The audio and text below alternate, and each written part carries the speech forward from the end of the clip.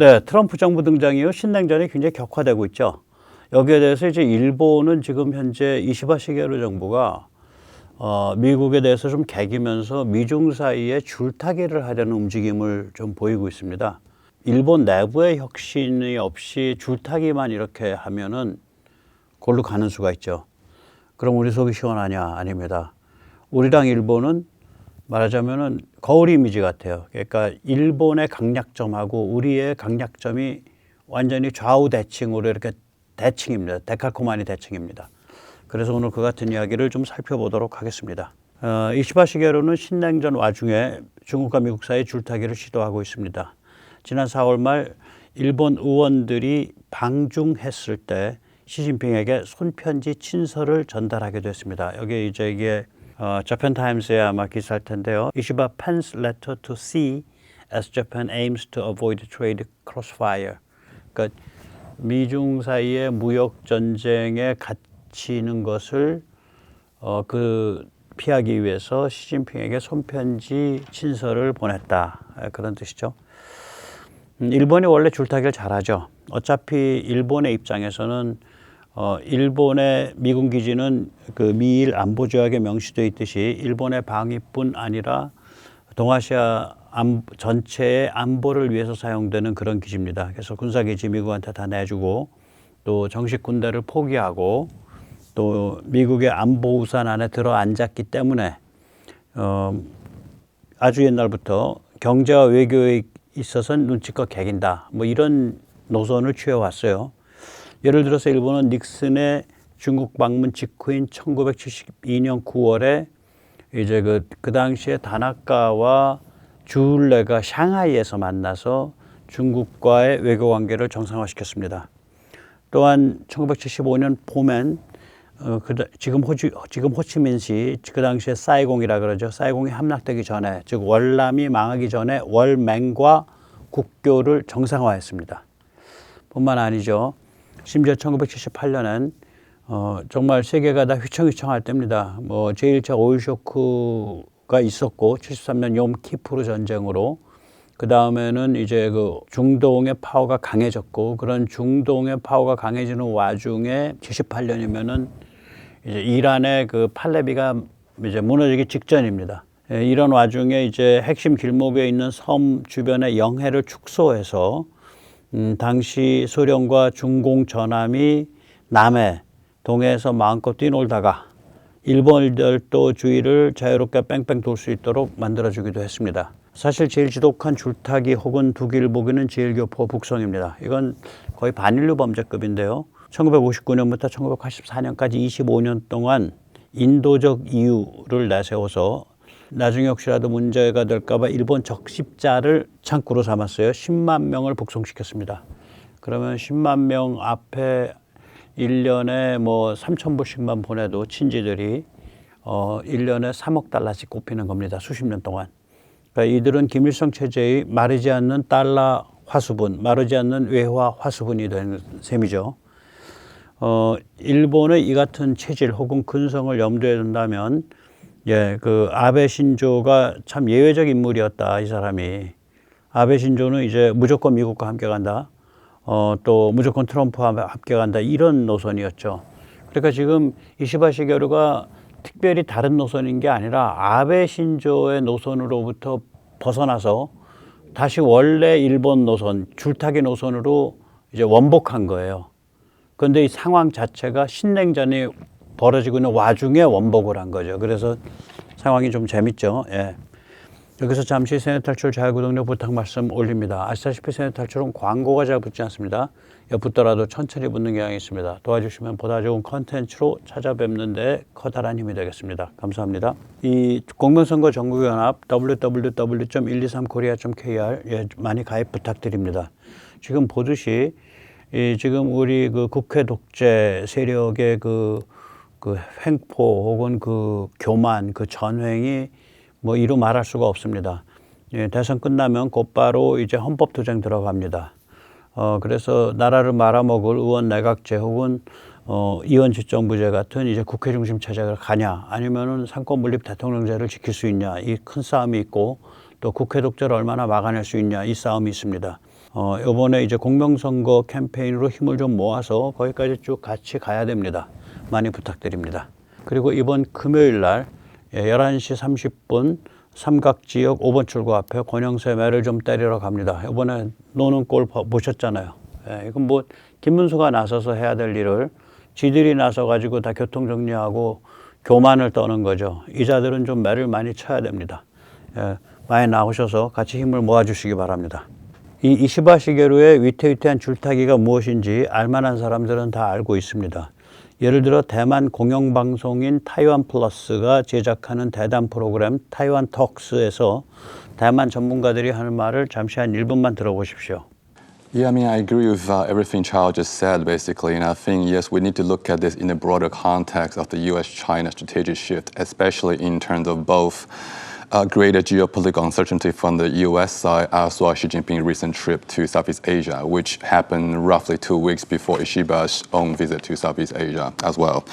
And I think what Japan is trying to do is basically to hedge. It's trying to A, buy insurance, B, help out U.S. a little bit within reason, and C, doing it so without exactly alienating Beijing. I think that's a calculus they have in mind here. By that I mean... 예. 그러니까 결국은 이제 이 프로의 제목도 그거예요. 이 타이완 톡스의 제목.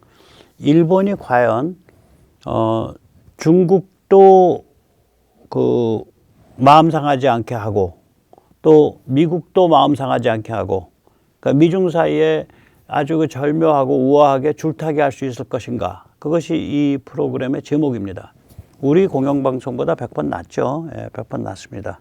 이 같은 일본의 전략은 겉으로는 멀쩡한 것으로 보입니다. 한국도 이 같은 전략을 취해야 할 것으로 보입니다. 맞습니다. 다시 말하자면 한국도 공공연하게 중국을 말로 자극할 필요 없죠. 정부 차원에서는 또 지식인 국민 여론 법규로 매섭게 대응하면 됩니다. 문제는 이제 국회가 친중 카르텔에 의해서 장악되어 있기 때문에 지금 뭐 이런 일을 전혀 못하고 있다는 게 문제지. 우리도 상당히 그 뭐라 그럴까 우리 자신의 레버리지를 극대화하는 방향으로 나가는 게 맞습니다. 그런데 일본의 문제는 뭐냐? 줄타기 한다. 레버리지를 극대화하려고 한다. 이거 자체는 뭐 그럴 수 있어요. 문제는 뭐냐면 마땅히 해 놓았어야 할 일을 안 해놓고 줄타기에만 몰두하는 것이 문제인 겁니다. 그래서 폭망할 수 있어요. 이거 까딱하면. 줄타기 자체는 문제가 아닐 수 있습니다. 미국과 중국 사이에 자국의 이익을 극대화하기 위한 레버리지를 추구하는 것 자체는 뭐 정말 그 피도 눈물도 없는 국제 정치에서 뭐 당연하다고 말할 수 있습니다. 문제는 뭐냐? 빌어먹을 놈의 의원 내각제. 의원직이 세습될 지경까지 타락한 의원 내각제 덕분에 정치 리더십이 완전히 무기력해져서 해놓아야 될 일은 하나도 안 해놓은 상태에서 줄타기만 하는 것. 이게 일본의 문제예요. 우리는 우리 나름대로 문제 또 따르고. 그러니까 둘의 문제가 완전히 대칭이 되어 있습니다. 데칼코마니 대칭이에요. 좌우 대칭이에요. 한번 좀 자세히 보겠습니다. 몇 가지 예를 들어 드릴게요. 예를 들어서 육해공 해병에 이어 이제 우주군까지 미군이 5만 명이나 일본에 파견되어 있는데 자유대와 주일매군 사이의 유기적 협력을 회피하기 위해서 자유대 합참 자체를 설치를 하는 것을 안 해왔었습니다. 올해 3월에야 합참 역할을 하는 자유대 합동작전사령부 JJOC, 이게 이제 왼쪽이 그 마크입니다. JSDF, 즉 자유대 Joint Operations Command, 합동작전사령부, 이게 합참이에요. 올해 3월에야 만들어지기 시작했어요. 아직 완성 안 됐습니다. 주일 미군사령부도 이에 맞춰서 일종의 합참체제로 가기 시작을 했어요. 그동안에 미국이 일본한테 이거 좀 제발 만들어라. 이걸 안 만들면 너희 육상자위대는 육상자위대대로 따로 일본 방위성 통해서 인도파콤 하와이에 연락하고 그 다음에 해상자위대는 해상자위대대로 따로 방위성 통해 가지고 인도파콤에 연락하고 그 다음에 공중자위대는 공중자위대대로 따로 방위성 통해서 인도파콤에 연락하고 도대체 너희랑 어떻게 인터페이스 해야 되냐? 그래가지고 주일 미군사령부는 여기 주한 미군사령부랑 전혀 달라요. 주일 미군사령부는 그냥 소파 협정 관리처예요. 행정지원 조직입니다. 그랬었다고요. 그래서 미국이 일본한테 너희 제발 합참과 같은 조직 좀 만들어라. 자유대 그 육상, 해상, 공중자유대 합친 그런 작전본부를 만들어라. 그걸 올해야 만들기 시작한 거예요. 그래서 주일미군 사령부도 여기에 맞춰서 그렇게 이제 통합조직을 만들기 시작을 했죠. 이걸 두고 국내의 좌빨스러운 언론들, 골빈 언론들, 국민을 선동한 언론들은 이제 미일 연합군이 탄생하고 있습니다. 이렇게 이제 사람들을 이제 그 사람들한테 거짓말을 했어요. 연합군이라는 건 이제 그 영어 명칭으로 Combined Forces거든요. 미군은 양자간 연합군이 제가 아는 범위에선 한국 외에는 없습니다. 그러니까 나토 같으면 다자 연합군이잖아요. 미군이 연합군 잘 안 만들어요. 이 책임이 무겁기 때문에. 미일 연합군 있을 수가 없어요. Combined Forces. 그건 미군 장성들, 미군 국방부에서 얘기를 많이 합니다. 또 일본도 그걸 못 받아들여요. 왜냐면 연합군이 되면 이 작전권 문제가 붙거든요. 그래서 전시작전권 뭐 어쩌고 저쩌고 그건 좀 말이 안 되는 게 중국이 민주화될 때까지는 전시작전권 안 가지고 오는 게 좋아요. 전시작전권을 갖는다는 얘기는 뭐냐면 전시에 주한미군을 우리가 명령한다는 뜻이에요. 아니면 연합군이 없어지든지. 연합군이 없어지면 주한미군 기지는 일본처럼 그냥 기지 빌려주는 거예요. 영내 안보를 위해서. 그래서 전시작전권 문제는 그 함부로 얘기할 수 있는 게 아닙니다. 아무튼 간에 미국은 혈맹이 아니면 연합군 체제 안 만듭니다. 연합군 체제 만드는 순간 미군이 사실상 작전권을 가져야 되고 그 나라의 안보에 관한 최종 책임을 져야 되는데 그렇게 되면 또 그 나라가 미국에 대해서 기생충처럼 들러붙어서 피 빨아먹으려고 들잖아. 자기 할 건 안 하고 일본처럼 일본 자기 할 거 안 하고 있어요. 지금 몇 가지 예를 들어 드릴게요. 제가 여러 번 말씀드렸지만 지상발사, 함상발사 순항미사일이 일본이 있습니다. 일본 뭐 엔진 잘 만드니까 순항미사일은 터보 엔진이 좋아야 되잖아요. 이거 사거리가 200에서 400km밖에 안 돼요. 최근에 이걸 1000km 늘리겠다라고 호들갑을 떨고 있어요. 이에 반해 우리의 현무3C는 1500km예요. 확인되지 않고 있는 현무3D는 소문에 3000km입니다. 네, 이거 우리 현무3C죠. 예. 이거 굉장히 정교하거든요. 그리고 아마 이거 지금은 이제 당연히 무빙 타겟도 때릴 수 있게끔 바뀌어질 거예요. 그거 쉽게 바꾸죠. 그러니까 정찰 자산만 뒷받침되면 되는 거니까 정찰 자산이 뒷받침되고 그다음에 공중에 날아갈 때에 타겟을 지령 유도를 계속 해줄 수 있는 통신 체제 그 두 개가 되면 이거 이동 타겟도 때릴 수 있게 되는 거예요, 이게.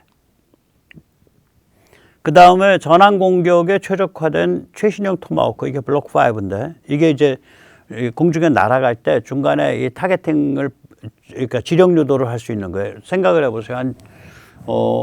이게 한 1500, 1700km 날아가는데 1800km? 그러면 거의 2시간 날아가거든요. 그러면 전함이 만약에 시속 40km로 움직인다 그러면 원래 있던 타겟에서 80km까지 벗어날 수 있다고요. 그러면 지령 유도를 해줘야 될 거 아니에요. 근처까지. 전함의 한 20km까지는.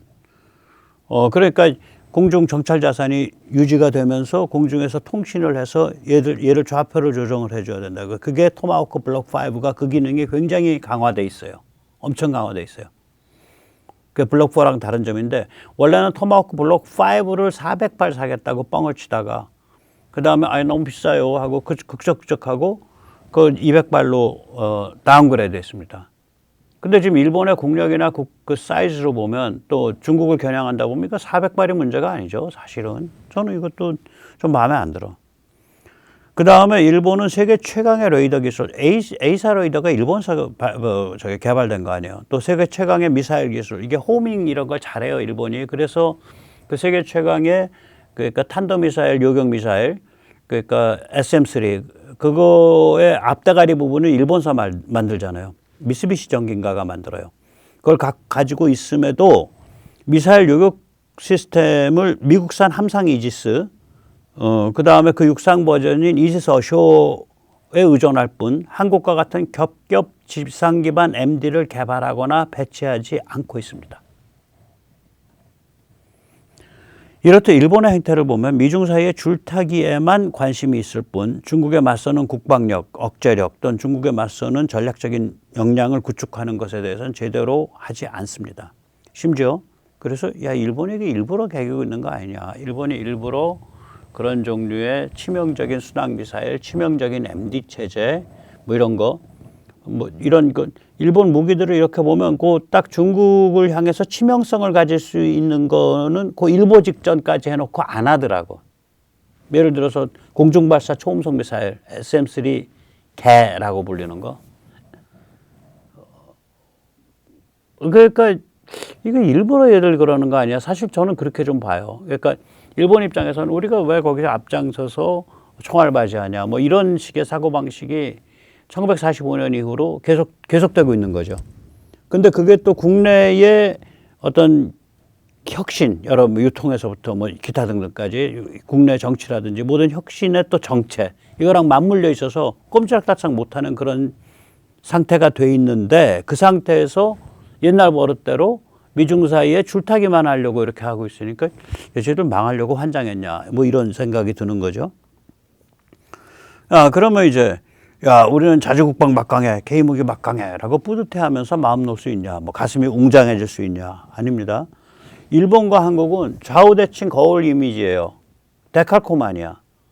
정반대의 위기를 겪고 있어요. 일본의 문제를 보면 중국에 맞설 국방 역량 혹은 전략 역량을 갖추지 못한 채, 근데 한국은 중국에 맞설 다방면의 살벌한 역량을 갖추고 심지어는 다른 나라도 그런 살벌한 역량을 갖출 수 있도록 공급 역량을 갖추고 있어요.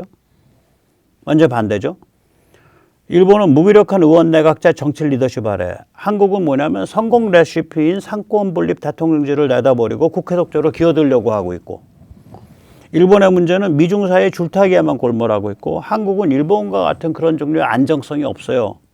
그래서 지가 지발로 중국 위성 국가가 못 돼가지고 지랄 난리 부르스를 치고 있는 상태예요. 그러니까 일본 문제를 보고 있으면은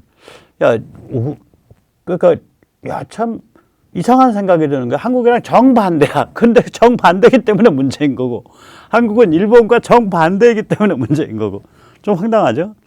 그래서 좀 처절한 국뽕을 좀 읊어보겠습니다. 우리는 서방 선진국에서 유일하게 중국, 러시아 원전에 맞설 수 있는 그런 나라예요.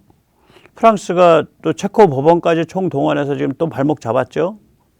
프랑스 입장에선 이번에 체코 원전 놓치면 프랑스 원전 산업이 죽는 거야. 그러면 서방에서 프랑스가 원전 산업이 죽으면 누가 공급할 수 있어? 한국밖에 안 남아요. 원전 공급할 수 있는 나라가. 또 우리는 서방 선진국에서 유일하게 중국의 조선업을 압도하고 있는 나라죠. 또 사실상 유일하게 미 해군력 증강을 실현시켜 줄 수 있는 나라예요. 우리가 나자빠지거나 우리가 뻗어버리거나 우리가 미국이 신뢰할 수 없는 나라가 되면 서방에서는 마음 놓고 배를 짓는 걸 전략적인 배를 짓는 걸 맡길 데가 없어지는 거예요. 또 우리는 서방 선진국에서 유일하게 3,000톤급 탄도미사일 발사 능력이 있는 잠수함을 가성비값 신속 공급할 수 있는 나라죠. 그러니까 우리는 이제 연료전지까지 가잖아, 지금. 연료전지까지 가고 있다고. 그러니까 리튬이온 배터리에 연료전지까지. 일본은 리튬이온 배터리인데 연료전지는 안 가고 있죠. 그 원자력 잠수함 공격 원잠이 아니라면 K 잠수함이 정답인 그런 상태가 됐어요. 또 우리는 가성비 갑으로 세계 최강의 육군 활용 무기 탱크 자주포 다연장을 신속 공급하는 서방 유일 국가예요. 그러니까 탱크 자주포 다연장을 가성비 높게 신속 공급할 수 있는 나라 어디야? 한국밖에 없어요. 그래서 예를 들어서 이제 프랑스 육군의 활용 무기 최장 사거리가 불과 70km예요. 70km면 보통 이제 그 연대 단위 사거리라고 보거든요. 한 150km쯤 되면 사단 단위 사거리로 보고요. 150km 이상 되면 이제 군단 단위 사거리로 보는데 70km밖에 안 됩니다. 70km가 어떻게 나온 70km냐? 미국산 M270 다연장을 운용을 해요. 하이마스는 이제 트럭에 태운 이제 그 한 포드 하나짜리고 M270은 이제 무한궤도로 돌아가는 포드 2개짜리인데 탄이 모두 사거리 70km짜리. 그러니까 제일 성능이 좋은 탄이 사거리 70km짜리 GMLRS입니다. 직경 227mm짜리. 우리 239mm짜리가 요거를 개량한 거예요. 그러니까 최장 사거리가 70km밖에 안 돼. 프랑스 육군의 활용 무기가. 그래서 프랑스가 최근 우리로부터 K239를 라이센싱해서 생산하려고 한다라는 보도가 지금 나오고 있어요. 예. 그리고 이제 KF-21도 또 얘기 안 할 수가 없죠. 지금 이게 프랑스의 메타 디펜스 보도인데, 록히드 마틴이 이제 요번에 이제 록히드 마틴이 최근에 지금 선정되거나 성전되고 가고 있는 세 개의 최신형 비행기 전투기 미 공군기에서 다 제외되고 있잖아요. B-21 전략 폭격기는 노스롭 그루만이 가져갔고, 그 다음에 F-47은 보잉이 가져갔고, 그 다음에 F-47 6세대죠. 또 미 해군용 6세대, F-47은 미 공군용 6세대고, 미 해군용 6세대인 FA-XX는 이건 일단 록히드 마틴은 제외됐어요. 그러니까 록히드 마틴이 뭘 발표를 했냐. F-35를 5.5 세대로 업그레이드하는 비전을 발표했습니다. 그걸 이름을 뭐라고 지었냐. F-35 나스카라고 이름을 지었습니다. 얼마 안 돼요. 한 2, 3주 되는 일입니다. 그래서 이런 거 보면 현재 양산 단계에 있는 전투기 중에 KF-21도 양산 단계에 있다고 봐야 돼요. 5.5 세대로 진화하려는 비전을 가진 전투기는 F-35 나스카를 제외하면 KF-21밖에 없어요. 라팔이 5.5 세대로 가겠다라고 하는데 그건 프랑스 애들이 뻥치는 소리고 옛날 기체라 거기서 더 발전하는 게 한계가 있는 거죠. 이거 지금 다 프랑스 매체, 군사 매체 메타 디펜스의 그 기사예요. 거기서 따온 이미지들이에요. 예.